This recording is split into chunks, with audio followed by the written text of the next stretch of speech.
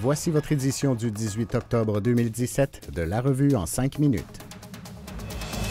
Cette semaine, Jan Englund se fait ambassadeur de la lutte contre l'intimidation auprès de nos élèves. Le pire a été évité lors du déraillement d'un train de marchandises sur le pont ferroviaire reliant Laval et Terrebonne. Des résidents du Vieux-Terrebonne demandent à ce que la ville renforce la sécurité dans leur secteur et le fondateur de l'entreprise, Cycle Marinoni, bat un record mondial à l'âge de 80 ans.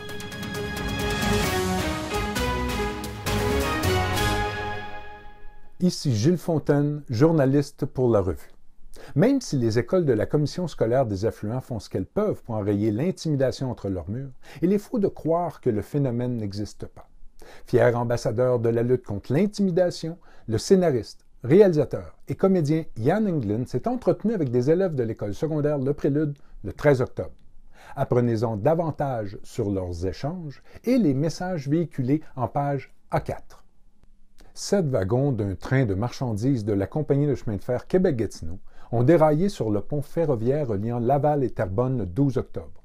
Le convoi transportait essentiellement de la poudre de ciment, mais les wagons qui ont déraillé étaient tous vides selon les registres du train. L'enquête menée par le ministère des Transports du Québec était toujours en cours mardi. Les détails et les réactions à lire en page A3. Vitesse excessive, dépassements illégaux, risque d'accrochage. Des résidents des rues Saint-Jean-Baptiste et Chartrand dans le Vieux-Terrebonne dénoncent ce qu'ils considèrent comme un grave problème de sécurité dans leur quartier. Lisez les réactions du service de police de Terrebonne et de la municipalité en page A7. Le fondateur de l'entreprise terrebonnienne Cycle Marinoni, Giuseppe Marinoni, a fracassé un record mondial sur la piste de Milton, en Ontario. L'homme de 80 ans a en effet franchi 39,004 km en 1 heure pour ainsi battre la marque établie chez les octogénaires de 80 à 84 ans, qui était de 38,6 km.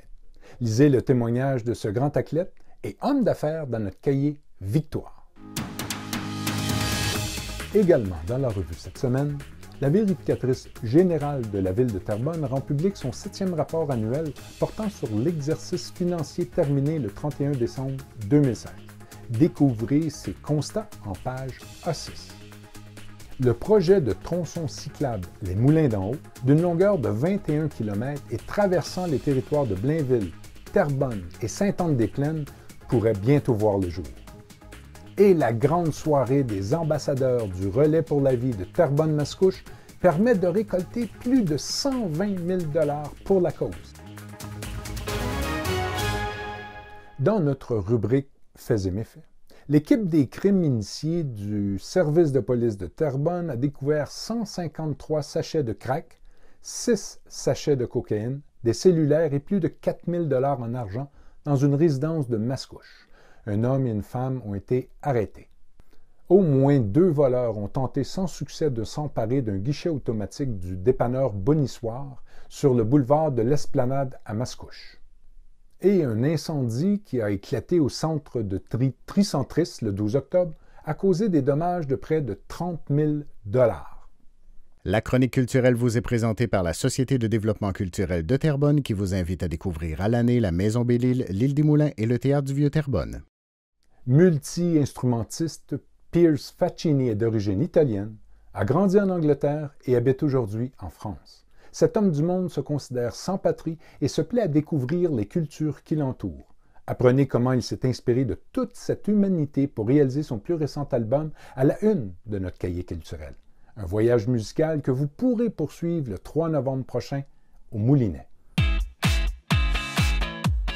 Parmi les activités à mettre à votre agenda, c'est le 20 octobre qu'aura lieu la Nuit des sans-abri du sud de la Naudière sur le site de l'Île des Moulins à compter de 18h30.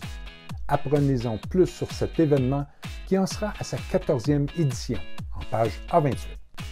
Et c'est le 21 octobre que le Gala du Griffon d'Or consacrera les 16 vainqueurs de sa 22e édition au Théâtre du Vieux-Terrebonne. Moments d'émotion et performances musicales sont au menu avec la participation d'Alain Dumas, Jérôme Couture, René Wilkin, Yvan Penneau, Mademoiselle et bien d'autres.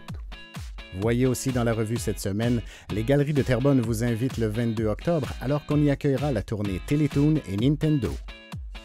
L'Île des Moulins a revêtu son costume d'Halloween et vous propose de nombreuses activités jusqu'à la fin octobre. C'est votre dernière chance de participer au concours pour gagner 4 pneus d'hiver offerts par les marchands participants.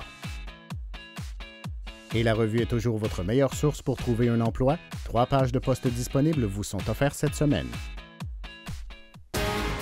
C'était l'édition du 18 octobre de la revue en 5 minutes. N'oubliez pas de consulter notre hebdomadaire distribué à vos portes à tous les mercredis. Cette semaine, à l'aube des élections municipales, apprenez-en plus sur les propositions des différentes formations politiques dans notre section spéciale en début de journal.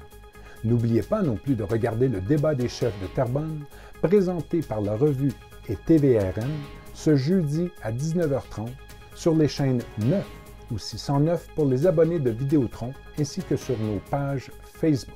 Sur ce, bonne semaine et bonne lecture.